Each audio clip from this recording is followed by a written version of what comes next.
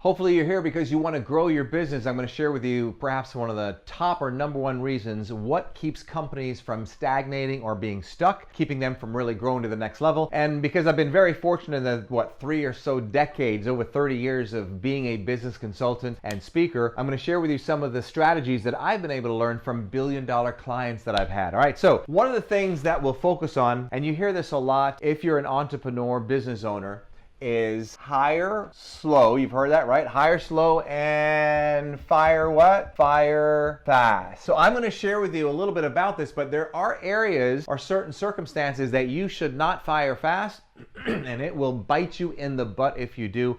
I'll give you an example about a billionaire who made sure he didn't fire fast because it would have really cost him millions and millions of dollars. So first thing, when it comes to hiring, is we obviously know about the interview process, right? The interview process. I think this is where many people go wrong. Depending on the size of a person's company, if a person is really small, they often rush to do the interview because they need somebody very quickly. Typically, they don't plan in advance about what's the next step, the next person I need to hire. And this is what I call wearing too many hats. Most people, when they start a business, you'll start off typically with having a lot more time than you do resources. So you end up doing a lot of things, wearing a lot of hats. And then you take a hat off when you're forced to, or you get a really big sale.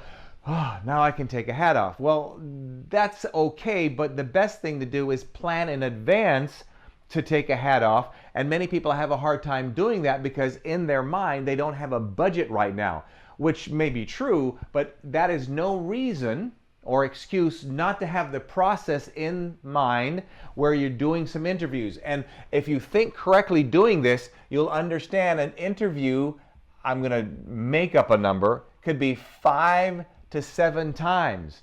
A lot of times people just interview somebody once or twice. You need to look at it as dating. The average marriage does not work out if somebody just dates for a couple weeks and gets married. I mean, you think that's a little crazy. Well, same thing here. You want to look long term, and when we look long term, we'll see the need to take the time to do these interviews. And many interviews and different people, this person didn't work out, you don't like that interview. So be careful of that. Don't get just excited about maybe their personality, whereas personality is really important. You have a hard time training that. Skills you can train, personality is really difficult. You're looking for integrity. There's so many different things that you have to do, and doing this in 1 or 2 interviews, probably not going to do well. My sweet spot is usually 3 to 5 times. Sometimes I do it in 2. I remember one person, I did it in one of the best team members I've ever had, ever. Okay, so the next thing, how do you test the waters when you bring somebody in your company? I worked with a billion-dollar company, still do business with them. We work together still. And I said to the HR person, could you share with me some of the strategies that you have? So here's a couple of things that they do.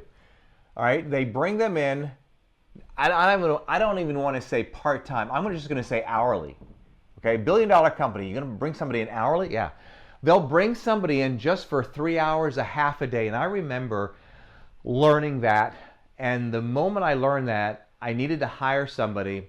And here's what I did. I had somebody meet me. I was doing a speaking engagement in Louisiana, and I had somebody meet me there. That person was about a half an hour late, and ultimately I'm just willing to pay them to come hang with me, do a couple tasks for maybe a half a day, a couple hours. Maybe it's 2 or 3 days. Maybe we're going to travel somewhere. I'll do the interview, do what needs to be done, and I'm thinking, okay, this person might be a good candidate. We're going to give them a real big interview. And I might pay them for the 2 hours or the half a day, and you can learn a lot. And this has been one of the wisest things that I have done, learning from this billion-dollar company. So they'll test run somebody. They'll say, look, we'll pay you X amount of dollars. How about you spend a day with us, or we're going to do a week over here, or whatever it is. So try that out. Very, very important, because I'm telling you, it's a lot harder to let somebody go when you've committed to have them come in full time than hourly. And what I tell people typically is I'm going to do and work with about 3 or 4 people that are looking for this job. and then I'm going to have each one of them do 2 to 4 hours, or whatever the time frame is. This way, they also know they're competing against somebody. And for you, it's smarter for you because you can start comparing. If you haven't done this enough, my favorite words with a lot of people that I have working with me is done, what's next? I like to move fast. I mean, speed is so important in business. I have a concept, we have a vision together, we're trying to be innovative, we have an idea, move fast on it, get it done quickly. And maybe I have somebody that just doesn't move with a purpose. I don't know if I want that person around me. Here's another thing they ask, really good one, really good one. They give them a questionnaire, and the questionnaire says, if you are at a baseball game with your son or your daughter, and we called you, how would that work? Well, I'd wait till the game is done and call you right back. Or I'll take the call right away and let you know, hey, I'm at the game. Is it something super quick? Tell me what you got going. I'll get right back with you. Or I ain't talking to you till Monday morning at 8 a.m. And they do that because they're very, very fast moving. 95% of all the people that I have work with me are available somewhere, somehow on the weekends. And if they're not available on the weekends, I only have one company, it's an actual kind of like an agent, that works with us, that doesn't work with us, and is typically not available on the weekends, so I give them a limited amount of work. Make sense? All right? But that works for my personality. If you ever follow me on social media, you'll see typically I'm up at 3 or 4 o'clock in the morning. I'm traveling all over the place. If I have an idea at Sunday at 10 o'clock, I want to be able to have somebody I can spit it out to and make sure it's delegated and it's going to get done. So for you, if you don't work on weekends and you don't want to be disturbed on weekends, this process may not work for you, but it's so smart. All right, real quickly, let me tell you the story about the billionaire who decided not to hire fast. And what it amounted to is this billionaire, he had a company in another country, and the manager was literally trying to sell the company from underneath him because he was totally in a different continent, literally. He found out about it, but instead of firing him fast, he fired him slow. Why? Well, he didn't have the infrastructure set up, so if he fired him right away, the company could implode because there wasn't anybody there in the right leadership to make this happen. So most people, I believe, would say, look, fire him right away. And I did that once. I remember I was out of the country. I had somebody on my team cuss me out. That does not go well with me. So I made a decision when I got back to let that person go. And I did. One of the worst things I could have done. Why? Because that person had a pact in the company that said, hey, if you go for whatever reason, I'm going with you. And that's exactly what happened. I will never forget that time. This is quite some time ago. Lesson learned, lesson learned. So this billionaire set up the infrastructure to make sure he had the right people to cover. Now, let me tell you, that's not an easy thing to do because let's say you found out that this manager is trying to literally sell the company from underneath you, and then you're trying to hold on now. You're going to hold on instead of firing fast. You're going to hold on to this manager, I don't know, it could be several months. And then most people, it's easy to fire somebody when they make a stupid mistake and fire them right away. You're angry, you're pissed, you made a huge loss. But what he had to do, he had to wait, get everything set up, and imagine this general manager, he's just really nice and kind, and he doesn't know the owner knows this, and the owner comes up to him one day and says, okay, hey, start packing your stuff, you're out of here. That's not always an easy thing to do. So keep in mind, hire slow, very, very important. There are some exceptions.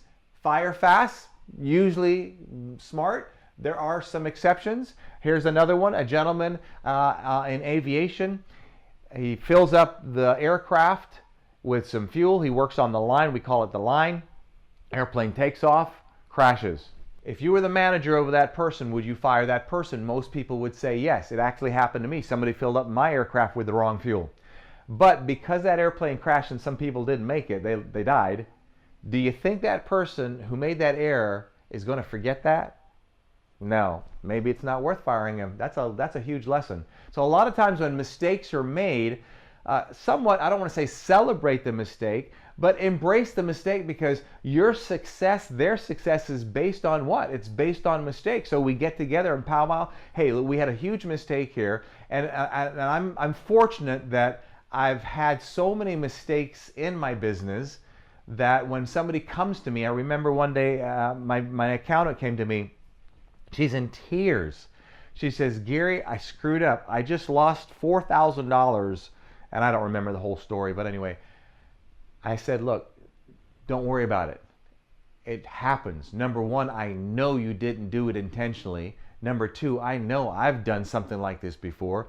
So when your team knows that you have the mindset that, look, you're going to make mistakes. Everybody in the company is going to make mistakes. So what can we do to learn about that, make it a learning lesson for everybody? And it does really take the business and the attitude of people to the next level. Everybody wants to work together. And I think it's just really, really important for your success. So there you have it. Hope you've learned something today. Love to see your comments below. If you haven't subscribed, please do. Love to see more of you and learn more about you. I'm out of here. Between now and the next time we get to chat, you know what to do. And if you don't, you do now. Title of one of my books, Don't Let Others Rent Space in Your Head. Have an awesome day.